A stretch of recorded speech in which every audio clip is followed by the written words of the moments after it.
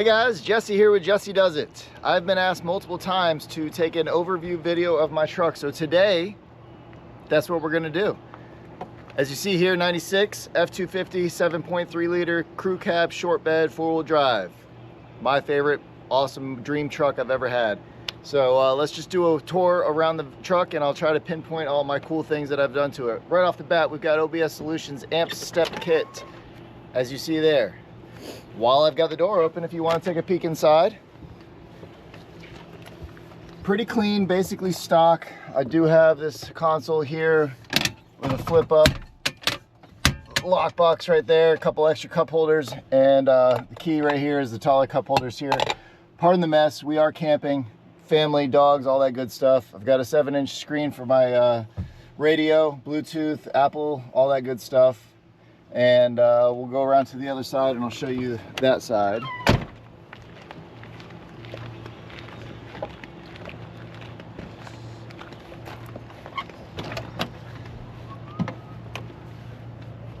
I've got the Banks gauges here, and those are all neon green to match the neon green. The Hydra chip and little toggle switch set up there. Nothing too fancy, LED lights throughout, and just clean and simple on the inside. We can pop the hood, take a look in there.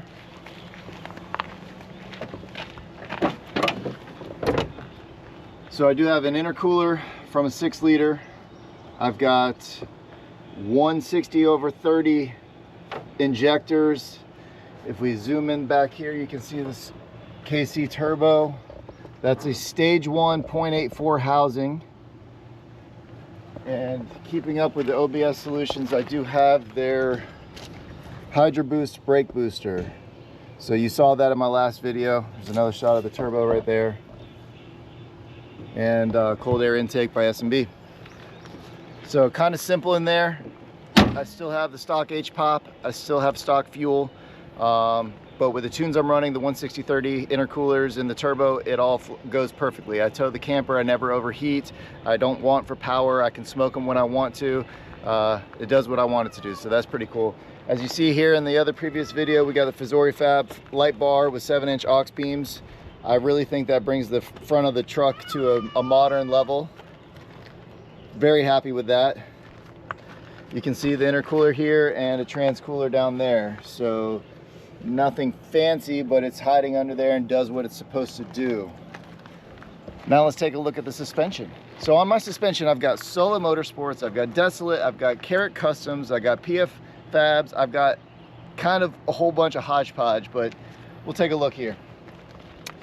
You got King. These are 8-inch by 2.5 with 3-inch springs on it. That's the Carrot Customs mount. And then if we can go down to the front, you can still see my TTB. So I still kept the TTB on this. This is a Desolate mount that I welded to it. And then over here, this is the Solo radius arms and Solo cut and turn beams. That's the front. I am running 35-inch by 17 wheels and tires.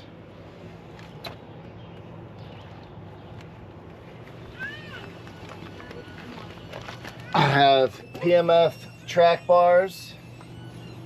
That is to reduce my axle wrap because I have Deaver springs. These are the J40 springs. They are super soft, allowed me to have much better ride quality.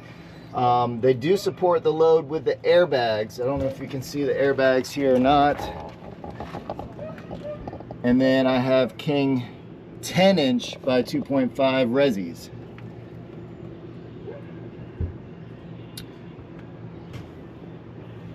Now you can kind of see the exhaust. All that horsepower is coming out of 4-inch all the way back, turbo back exhaust.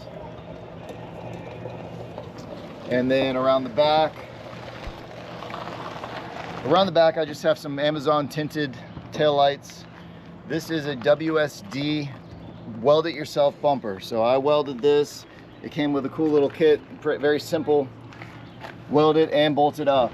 Now for the tow receiver, if you look here, Colwell Fab welded this up for me. This is custom to fit up under this bumper as close as possible. Fits perfectly with the tail light. I've had zero issues towing 10,000 pounds and I love it. You can see my Mag High-Tech diff cover. That allows me to hold more fluid, keep the rear end cold, and that's a better shot of the rear as well. Walk around this side. I did custom fab this up myself. It's not the prettiest, but it works. I've got 2 floodlights here and then some brake lights, and then these are amber for running off-road, just so people can see.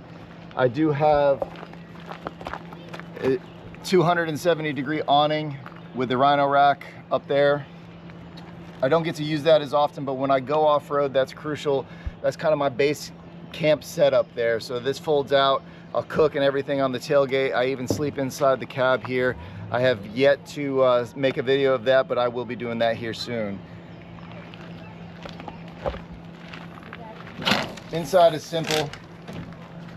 I have some lights that come on with the bed. That helps a lot at night trying to get stuff in here. This is all tools and extra parts. And then as you can see, there's lots of room for storage in here.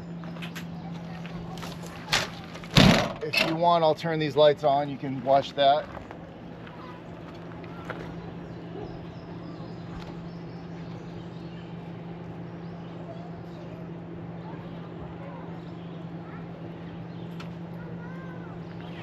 So a lot of people have asked me about the suspension. Let's start off with the fact that I started off with Solo Motorsports leaf spring delete kit. So what that does essentially is it puts coil springs up front with the radius arms to hold the TTB. It is cut and turn beams, and that deleted the front leaf springs. That is the most massive upgrade I've done for the suspension, just deleting the leaf springs itself up front, because that rode like a train. Like, it was terrible. I get it. In the 80s, 90s, that's kind of what the technology was, and this was a heavy-duty truck, and the leaf springs can hold heavy-duty weight, but I needed that gone because it was just jarring your teeth loose as you drive and every little bump you hit. So just the Solo Motorsports coil spring swap was huge improvement, but I still thought we could get better. So what did I do? I already had radius arms, I already had cut and turn beams, I wanted king coilovers, but I didn't want a full welded in shock hoop.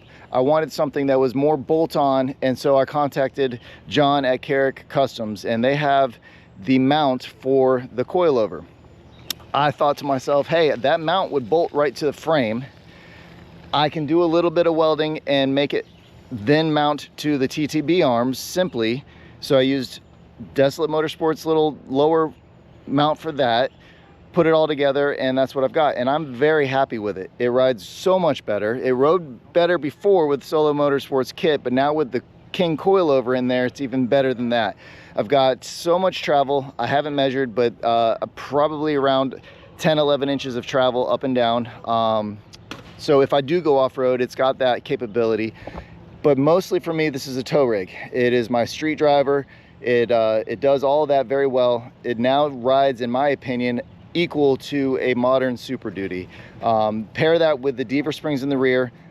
That now took off the rear heavy-duty stiff springs and softened up the rear end, as well as the King 2.5 shocks back there with the resis. Those two combined, front and rear, this truck rides great. Like I said, I did have some axle wrap, so I did add the track bars. That took that away. And then for towing the camper, which is quite heavy with a golf cart and all this stuff in it, added the airbags to just kind of raise the rear end up, and it works perfect in my opinion. It's the total package. I don't think I'm going to be towing 15-20,000 pounds with this truck. It's not rated for that, but for what I do, small, medium-sized camper, golf cart in it, and all the toys in the bed of the truck, it tows everything I need it to. So I'm very happy with all of that. Let's talk horsepower. Lots of people talk about these 7.3s being dogs, and it was when I first got it. This truck was bone stock. Everything on it was the way it came off the factory floor, and so I needed to change that. It was slow. It towed, but it got hot. EGTs got up there, and it just wanted more power. So what did I do? I added some injectors. That was cool. That helped a bunch. That really gave some pep in the step. But I thought I could tweak out a little bit more. So the KC turbo paired with the 160/30 injectors, man, I'm not saying it's going to win any races, but I should be around 400 horsepower and 800 foot-pounds of torque. That brings it up to modern level horsepower and torque of what today's trucks can do. So towing, I've towed uphill with the camper, fully loaded truck, all that uphill, cruise control on 65 miles an hour, and it just goes. I watch my EGT gauge, and I never have to worry about that. It has never gotten over 1200 degrees at all. With the intercooler, the transcooler, the 160/30, and the KC turbo, heat is not a problem. EGTs are not a problem. So that is great. And it also does not even need to downshift. It just chugs up the hill, does everything it's supposed to. No problems whatsoever with that. I love the setup I have. Eventually, e-fuel would be nice. Eventually, an upgraded H-pop would be nice, but not technically needed. So until I do need that, and one of those go bad, they're staying the way they are. So I think total package, horsepower, cool temperatures, the suspension, everything I've got, this truck, in my opinion, is perfect for what I do. And as you can see, we'll just walk around the truck and show it off a little bit.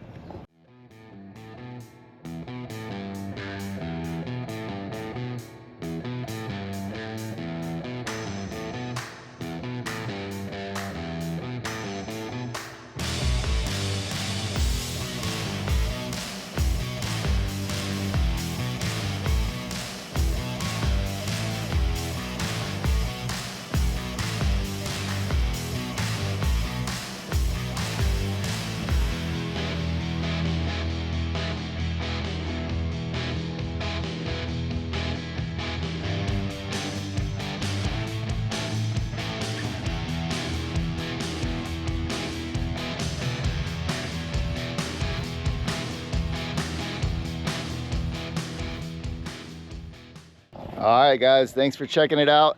This is Jesse with Jesse Does It, and until the next adventure.